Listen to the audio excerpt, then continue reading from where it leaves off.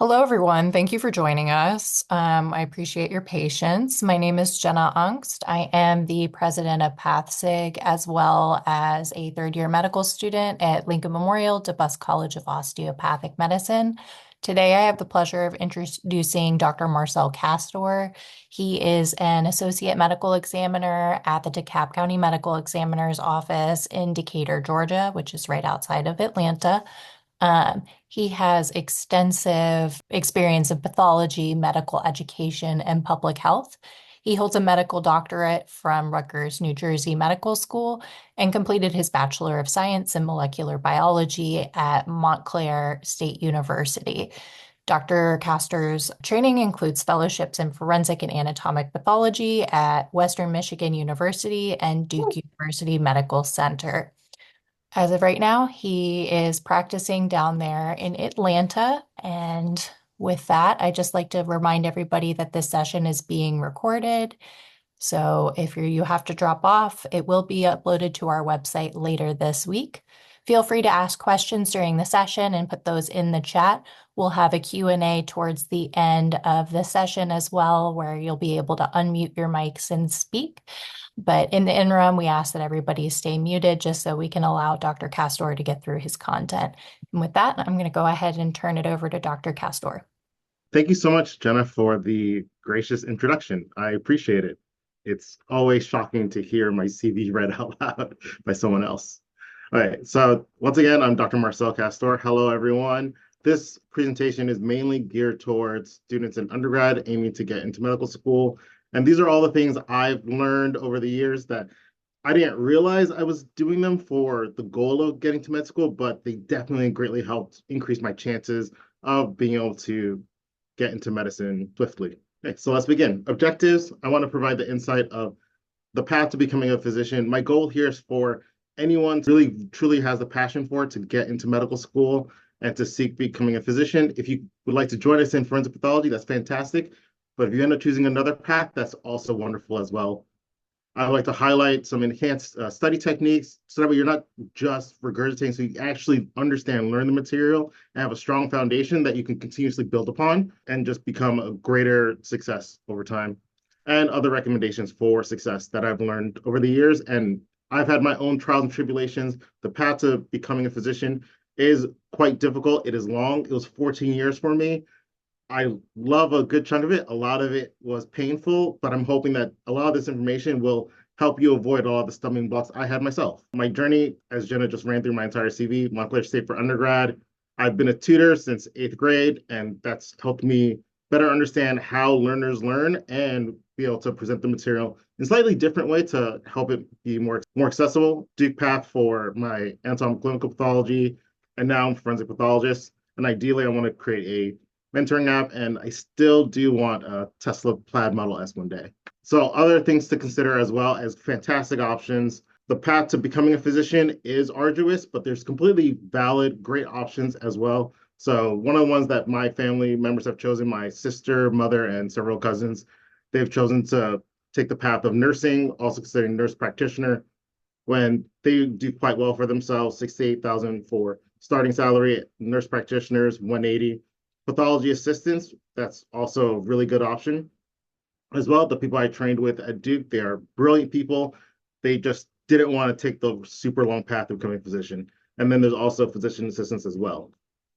Now, if you are willing to dedicate the time and energy and effort, then you will be rewarded with becoming a physician, and those salaries can begin as 180 and can easily clear $1 million for the neurosurgeons of the world. So several of my own classmates in prior practice currently, once they reach the level of being partner, are making over 500.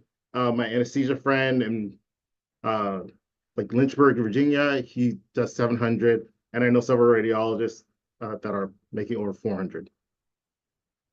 The easiest path to get into medical school is it is a hard path, but it can be made significantly simpler by stacking the deck in your favor, by getting great letters of recommendation, good grades, good MCAS score, research, and volunteering.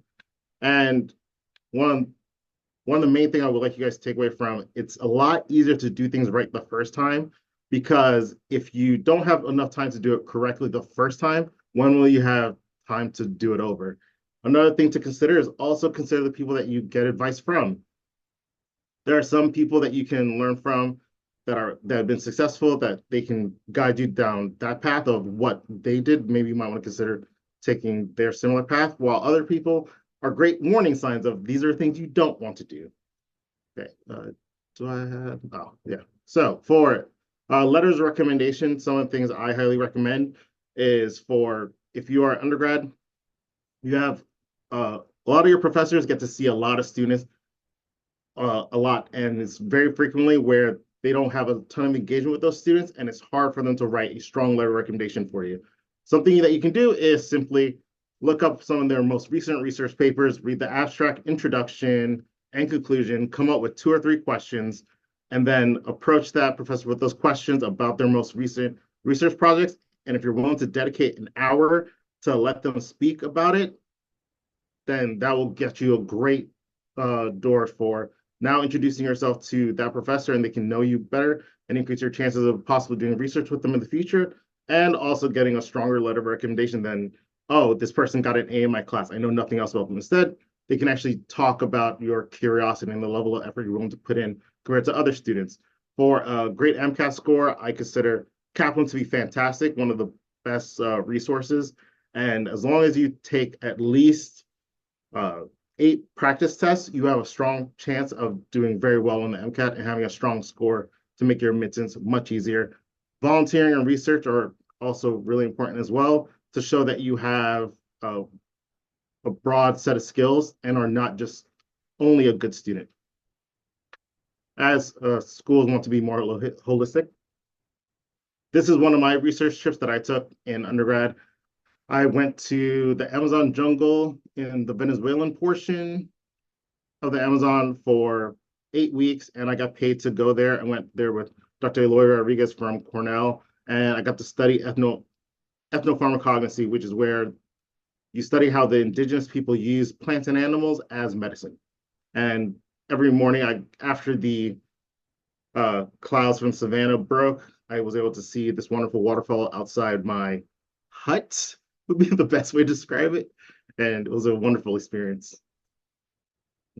Other things to consider, time management is really critical. If you need any good examples of time management, big rocks, if you Google the term big rocks first, that will give you a ton of information. Effectively, what it means is that you pack in your day with the things that are most important first, and then allow all of the other things that are less important and the more frivolous things to fill in the gaps at the end of the day, because you can always fill in your time with Instagram and Facebook very easily and have the day be lost to you without having made any significant progress. Okay, getting strong letters of recommendation, like I said before, talk to your person at the beginning of the semester, and they will be able to generate a stronger letter of recommendation for you, and also encourage you to do research with them. So for good grades, I personally like mind mapping for things that require a lot of memorization, where mind mapping is effectively where you start with the topic in the middle, and it's kind of like a more free-flowing version of an outline where you're constantly asking why so that we can make connections. And after you develop this like massive web, it'll make it much easier for you to retain the material because you'll be able to actually tell yourself a story overall. Where our memories are more designed to tell stories than it is to memorize individual single subjects.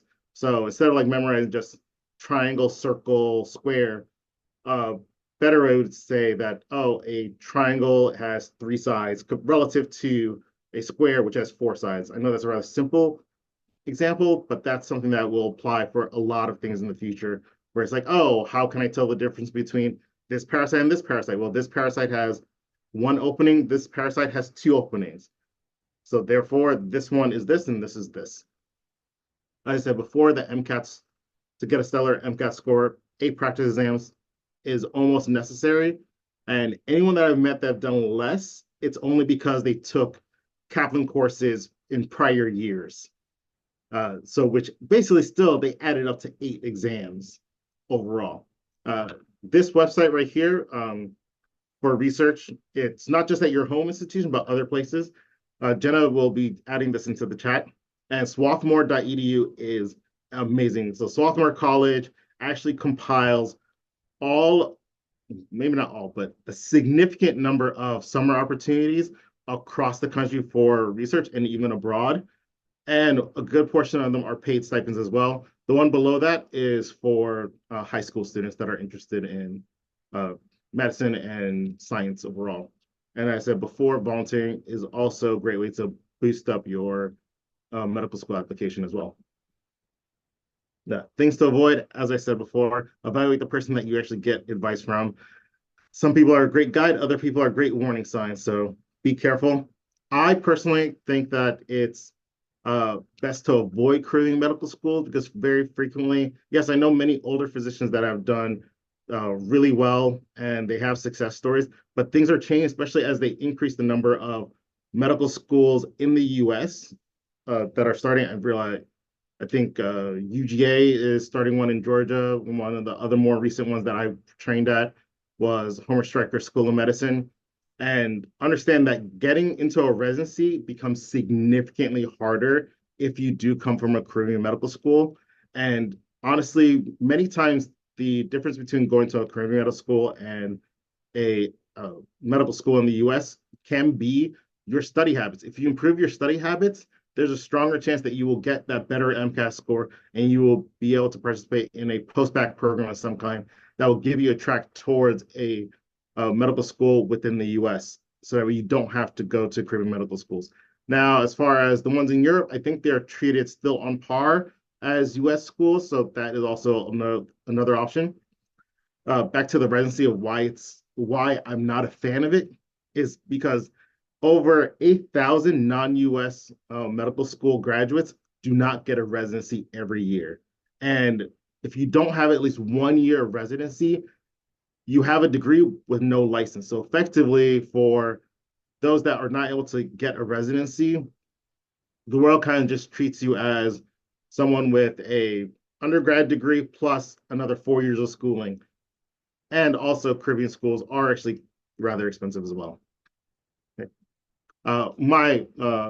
Just to brag about my own specialty, what is a pathologist? A pathologist is someone that studies disease, and everything that comes out the body is what we analyze, whether it is blood, CSF, urine, biopsies, medical devices that have been removed, anything that comes out the body. Effectively, we do see at some point in time. And the only reason we don't see it is if we've agreed upon, okay, this case is not worth us spending our time and energy on, and it's okay for it to be shunted to another arena. Okay. Right. And that's a slide of bone marrow, a polarizer. And this is Dr. Rex Bentley that I worked with at Duke University, and he is amazing. Quite a brilliant guy. So one of the enhanced study techniques that I want to cover is budgeting your time. So this is the schedule I generate for myself once a week. It doesn't really change this that much.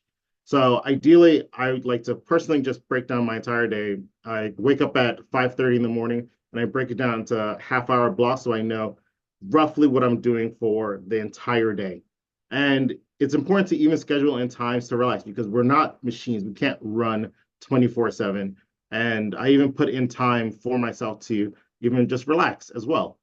And for my other side projects as well, I leave time for those as well. And I think it's really valuable because then you get to see exactly where are you putting your time in, where are you dedicating the most effort in, and you can see how much time you do have for the things that are really important and how much time you don't have to waste. All right, so this is a question I usually pose to everyone. What kind of learner are you? Like many people will say that, oh, maybe that I'm a visual learner, auditory, or they prefer to read, write, or kinesthetic. And honestly, no one's really any one of those things. And in reality, we're all of the above. The main thing that makes learning to be the most productive use of your time is to ensure that you are being as engaged with the material as possible. So asking yourself why whenever you read a passage, like why is this important? Why is this important? And how does this compare and relate to what I read before? And how does it help me make a delineation between one topic versus another? This is my I'm going to better describe mind mapping with an actual example. And like I said before, it starts with a topic in the center of the page, then you write branches off it effectively. It's an outline that is much more free flowing and looks more chaotic. When you start off, it looks crazy, it seems very time consuming, but after you've done it a few times, it gets much faster and you actually see, you get to appreciate that you don't need to reread things or have to double check information in the future. So it's kind of you put in a lot of effort in the beginning in order to get a lot of the reward later on. One of the questions that I will always ask myself is, why does this matter? So what, like, what's the important thing to basically take away from this point? And what makes this different from anything else? Generally speaking, if you ask why at least 5 times for any topic, you will know it pretty much almost as well as an expert. You will get really, really far. Like there was times when I was studying a topic myself when I was on a coag, and I kept asking myself, why?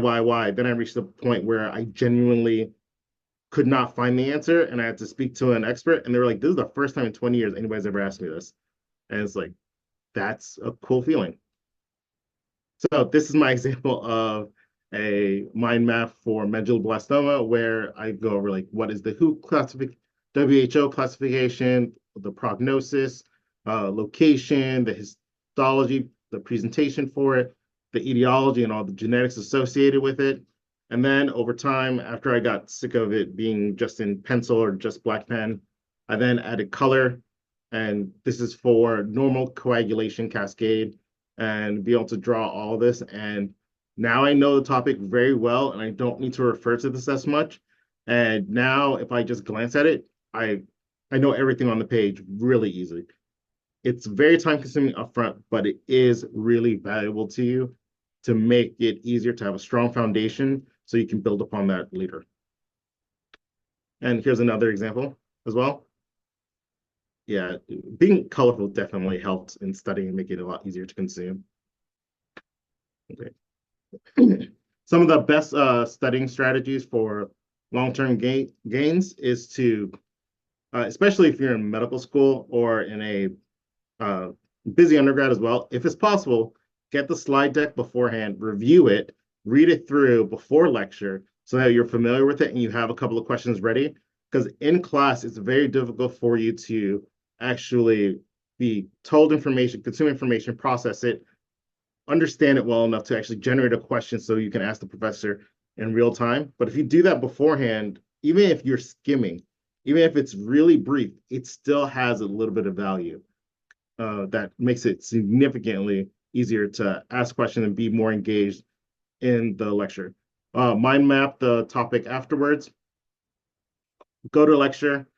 Unless your professor is truly terrible, it's almost always worth it to go to lecture where an hour of lecture is the equivalent of reading for 3 hours. And if you read the slide deck beforehand and you know that topic beforehand and you have questions, it makes it a lot easier to engage. So even if you don't have the most charismatic professor presenting material to you, you can at least make it more engaging for yourself while others are not having as good of a time. Then review the material, update your mind map, do a ton of questions, and explain why each answer is right and wrong.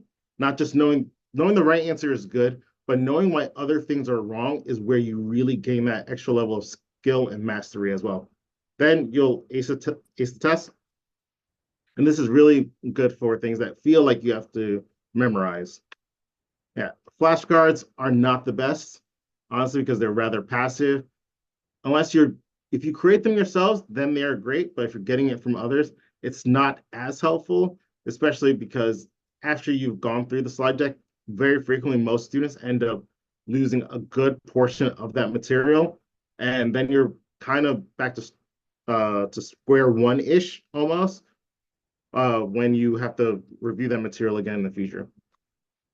For physics and chemistry, if you master the units, you get significantly far.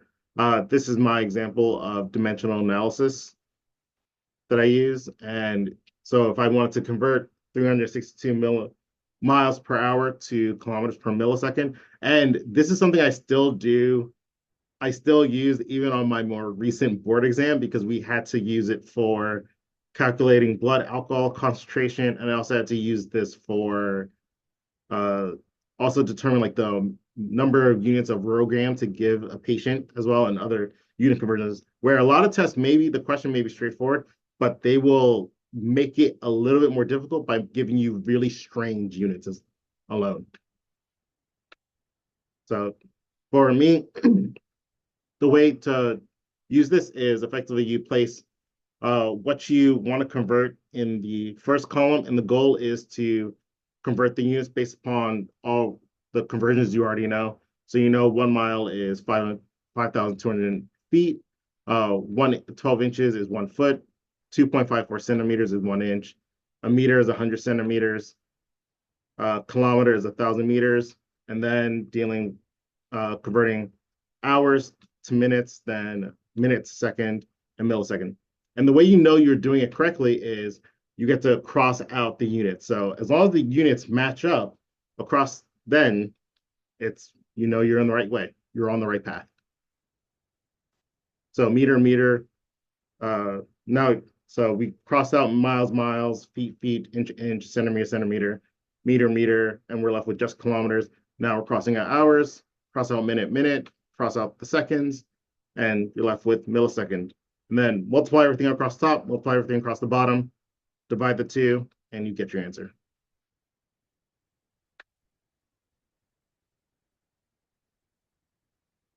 And scientific notation is always cool. This is another trip I took. This was a mission trip that I took during medical school, and I got to meet got to spend the summer with some really good friends. And this is us in Peru, Lima, Peru, where we built stairs in this village. Effectively, in this more rural area of Lima, Peru, known as Pamplona.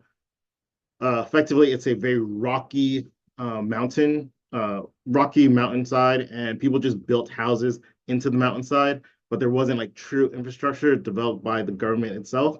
And unfortunately, when this medical group was traveling in the area to provide healthcare, one of the patients was trying to come down to the main road, and she unfortunately slipped and fell while coming down, and she lost her child. After that, the group is known as MedLife. They decided to partner with the community, find out what their needs were to better understand how they could prevent this in the future. And they're like, hey, we can just help us build stairs. So they would help bring volunteers and also some of the material. We would work with the locals to actually build and paint these stairs. I got to haul concrete for a summer as a med student, and it was still one of my best times. Yeah.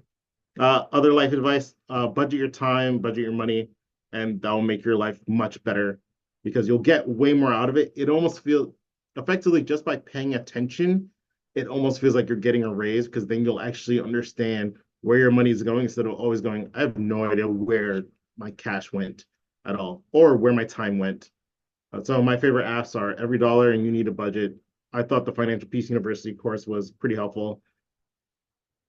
Overall, uh, choose a significant other wisely because money and finance are like number one stressors in life for a lot of people, and avoid debt whenever possible. So avoid credit cards when you're an undergrad and in the future, like it can run away from you very easily.